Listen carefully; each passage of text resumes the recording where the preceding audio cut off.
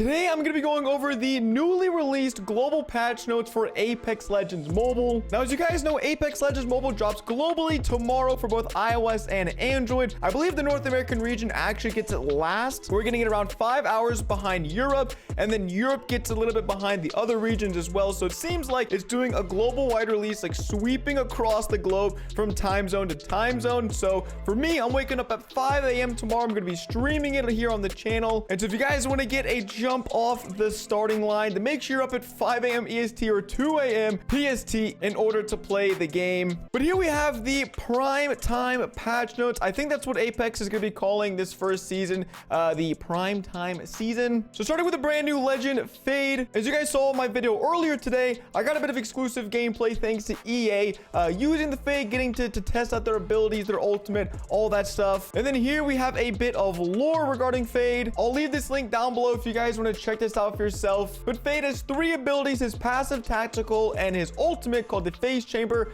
Now his passive is his slipstream ability. Whenever he slides, after he's done completing a slide, he gets a short burst of movement speed. For his tactical, it's called Flashback. Phase 2 rips him backwards through another dimension, phasing him to his previous location. Basically, it just phases him back around 60 to 75 meters in game where his last previous location was. And then Phase Chamber for his ultimate, he throws an activator core from his suit. The resulting explosion phases everyone within the radius for a few seconds, making them unable to deal or receive damage. Now, personally, we've seen very limited interactions and experience with Fade, basically just people who have early access to the global build. I'm really interested to see how Fade shapes up against other legends in the game. There's a ton of really awesome balanced characters, and so I want to see where he fits in and all this. Now, for game modes, we have 2 updates in this section. We actually have the advanced training level. In the advanced training level, you can practice advanced techniques and weapon handling skills in a free environment. Practice makes perfect. So this is definitely not the regular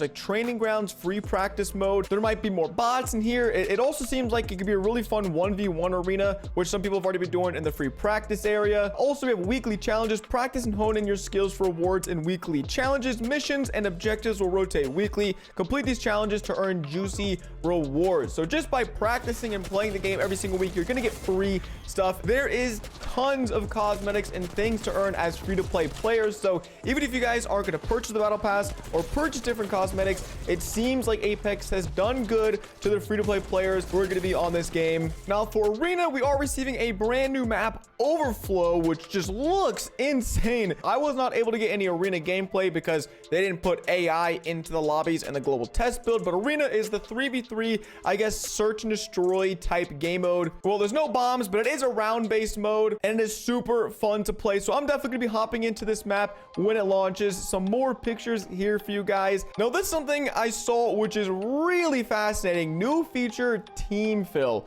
Nobody likes to quitter, but now that's not such a big deal. Auto team fill is a new feature that will bring players into active games if another player leaves prematurely. Currently, this is only active in team deathmatch, but just imagine if you're playing battle royale and your teammate leaves on you early game, you just get shoved into a random battle royale match. I think that would be kind of interesting to see in action. But here we have some shop and battle pass information. As you can see, for the seasonal store, it does say prime time seasonal store, which I think once again just sort of confirms the name. And if we really take a peek here, it is available from May the 18th to August the 14th. So it looks like it's a 3-month season, which is pretty interesting because I feel like I heard that seasons were going to be around 2 months long, or that's how like Apex normal seasons work. So if it's 3 months long for the first season, I guess that's fine because it's brand new and you got to get the schedule and rotation, but it's kind of lengthy. But complete challenges to unlock levels and rewards in the Apex Legends Mobile Battle Pass. In Apex Legends Mobile, items are tiered from D to S.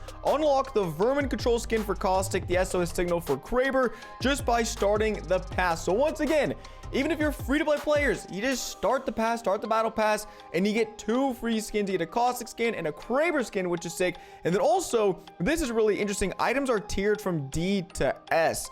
Now, I have never experienced another game where cosmetics are actually rated like that. Usually they're common, rare, legendary, epic, stuff like that. So I'm not sure if they've changed the naming scheme or if that naming scheme is stuck around and they just added the tier system. And one more thing is the battle pass also gives players the opportunity to unlock Fade by reaching level 25 in the free battle pass, or by purchasing 10 levels of the premium pass and then attaining 15 more normal levels. So if you guys are wondering how to unlock the brand new character Fade, you're gonna have to do it by grinding the battle pass level 25, which really should only take a few days or maybe a week, using the challenge system they have in game. Now, one thing we weren't able to test was clubs, but it does say that there is going to be a club store. So maybe something like Clash of Clans, where your entire clan has missions, and those missions will earn you currency, and then using that currency you can buy different cosmetics, which would be really, really sick. And in tomorrow's video, be on the lookout. I'm going to be starting my own club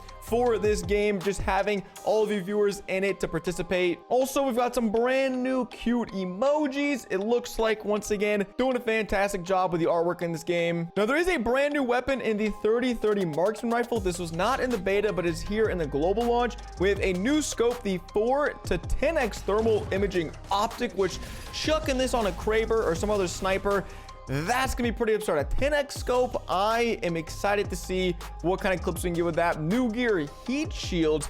Don't really know what that is. It's probably in the global Apex PC and console version, but I'm not familiar with what heat shields are. And then replicators will now drop in random locations within the ring, and I think a replicator is one of the crafting stations. In the global test build, there were the crafting stations that would launch randomly around the map, and you'd be able to use your currency to buy different attachments or weapons or items. I didn't use too much of the perk system in the beta, but there are some updates. New visual upgrades to the system, added legend rewards to the perk system, added a perk planning feature to apply your next move ahead of time. That's actually pretty cool. I actually really like that. And added a perk recommendation feature to help you get straight into the action. So yeah, the perk system, I didn't really use it too much. It was pretty confusing. There was a lot of different information all over the place, but it seems like they are gonna be recommending features and perks, and then also helping you plan out which perks to unlock. Now here we're on to the balance changes. And believe it or not, yeah, we actually got some balance changes in the global build. Now the triple take is now an energy rifle. I believe it was a heavy rifle before. The weapon type has changed to a marksman rifle, and you can now equip energy mags and sniper stocks. For the G7 Scout, the only thing that it just got renamed to a marksman rifle. I really think this weapon kind of needs a buff. It was really underutilized in the beta, and really no one used it. The Volt, which honestly was already a pretty cracked weapon, is getting a buff here.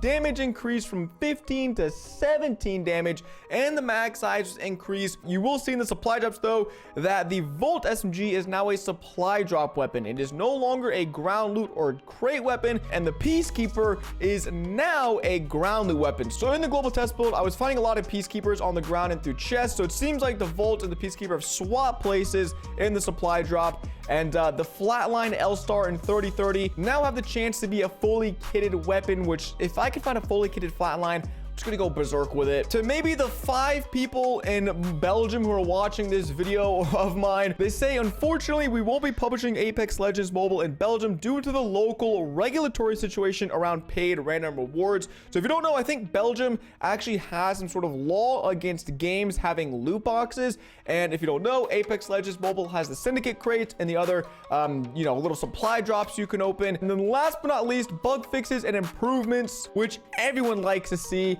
FPS optimization pass for iPhone 13 or newer devices. So maybe that means the iPad Pro and maybe the iPhone 13 will be getting higher than 60 FPS, because my iPad 2018 was only able to get 60 FPS. So really interested to see if we're gonna get some 90 or 120 FPS gameplay here soon. Fix Gibraltar's shield bounce while aiming down sights. Fix an issue with Gibby's ult not behaving correctly. Don't really know what they're referring to. Fix various textural issues on models.